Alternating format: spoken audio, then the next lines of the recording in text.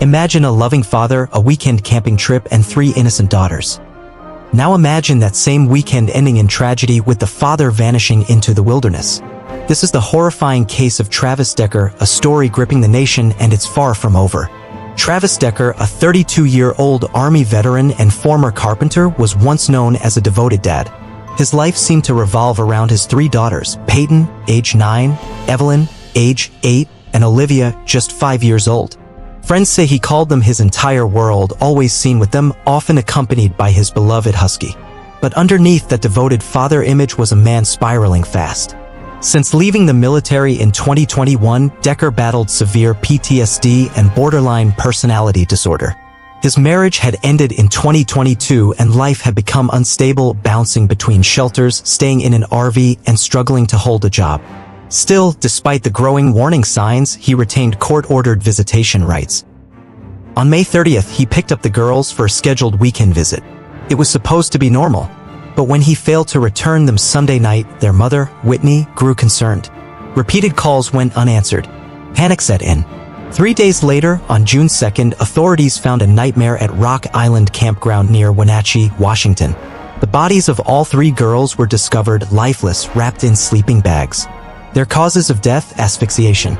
Plastic bags covered their heads and their hands were bound with zip ties. Nearby, Travis's pickup truck was found abandoned, stained with blood. The only thing missing was him. Since then, a multi-state manhunt has been underway. Travis Decker, trained in survival tactics and wilderness navigation from his military background, has vanished. Some believe he may be attempting to cross into Canada. Others think he's hiding deep in the forests of the Pacific Northwest. Authorities have even discovered his online search history, including how to disappear and how to cross the border undetected. Despite emotional red flags and a documented mental health crisis, no Amber Alert was issued. Whitney now calls for changes in the system, demanding that families facing similar risks receive faster emergency alerts and that veteran mental health be taken more seriously. On June 20th, a heartbreaking memorial service was held in Wenatchee. Hundreds gathered, dressed in purple, pink, and green, each color representing one of the girls. Through tears, Whitney shared memories of her daughters, Paityn, the generous soul, Evelyn, the big-hearted feeler, and Olivia, the baby of the family who radiated pure joy. Meanwhile, the question still haunts the public: how could this happen? Could it have been prevented? And most urgently, where is Travis Decker now? Law enforcement continues to urge the public to remain vigilant. A $20,000 reward is being offered for information that leads to Decker's capture. Authorities warn that he may be armed and is considered extremely dangerous. This story is not just about a broken family.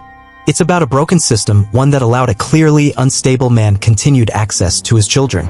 It's about missed red flags, failed interventions, and 3 lives lost too soon. If you know anything, no matter how small, speak up. This manhunt is ongoing, and justice for Paityn, Evelyn, and Olivia depends on it.